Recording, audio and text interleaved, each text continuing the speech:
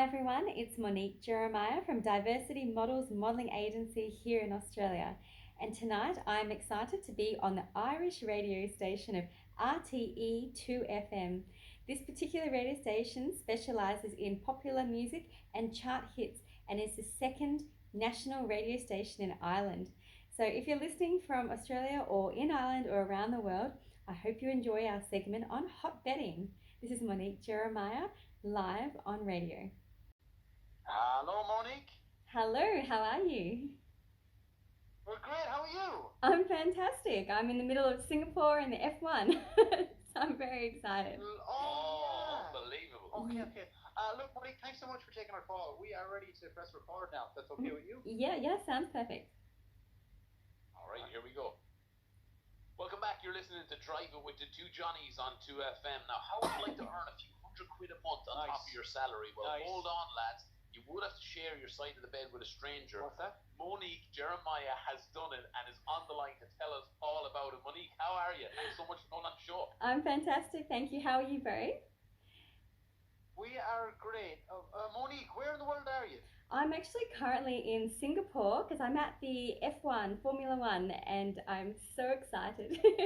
I love it. Okay. Great. So, where do you actually live? I actually live in Australia, in Queensland, but I'm on a business trip at the moment, / working holiday. Okay, nice. Yeah. The best kind of trips, yeah? 100%. We have to ask you about the hot betting. The newspaper articles have been coming out. Would you explain to people what it is you do, Monique?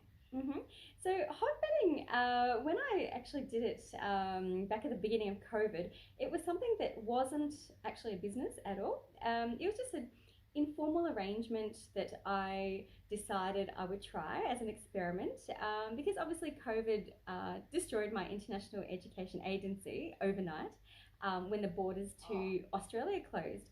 So I thought, okay, how can I, recover an income, survive COVID, survive not only financially but also socially too. So I decided to try the concept of hot bedding and rent the other side of my bed because anything is rentable, and I did it for 2 years. 2 years. Okay. Yes. So you rent the other side of your bed. Is it like for a week, for a night, for 6 months? How long do people normally rent it for? Well, for this particular person that did it with me, they lasted for 2 years because they loved my company. But there's two. Yeah, I know it's unconventional, but it worked for me. It worked. That's it. And so, obviously, you're at the other side of the bed. Yes, correct. So split down the middle, one on each side. Okay, and so they obviously live in the apartment, in the house. Was it a house or apartment? It was a house. Okay. Lovely. So yes. you, instead of them having their own room, you would share the same room, share the same bed, and they lived in the house as well. Yeah, that's correct. So it was a very comfortable environment. It's important, obviously, if you're going to hot bed to feel comfortable and trustworthy with the other person. And I mean, hot bedding, there's two ways you can actually do it because anyone can do hot bedding and it can supplement their income. So one way is to share the same bed, especially if you've got a big bed, for example, a queen or a king size bed. The other option would be if you've got two single beds and you slide them together, there's another hot bed opportunity and that doubles your income. So I mean, it's a good way of putting it, to be fair. Like, do you put a divider down the middle of the bed, or are you talking pillows, or is it just, no divisions at all? Well, I think if you want peace of mind, it would be good to put a pillow down the center. You create a barrier.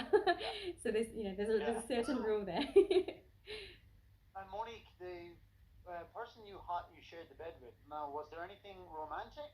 No, it was totally platonic because at the beginning when I pitched the idea of hot bedding, I made it very clear that I wasn't interested in a relationship.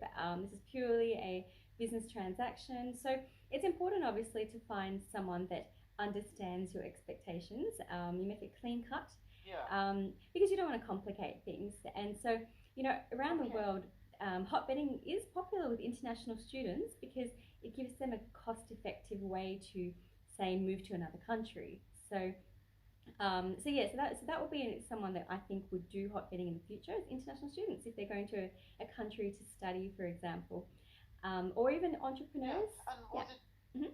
was it just the one person, or did you have different people over time? At that period, there was just one person because they obviously were very happy with the arrangement because they were traveling between Queensland and Melbourne, which is two states in Australia. So for them, it kept their accommodation costs low and allowed them to put obviously whatever they saved into other living expenses. All right. You'd have to be sure that they were going to be hygienic and that they didn't snore or anything like that one. Of course, of course. So, again, when you're like negotiating the arrangement with the person, you make it very clear cut that Yeah. they must be a clean person. Use deodorant.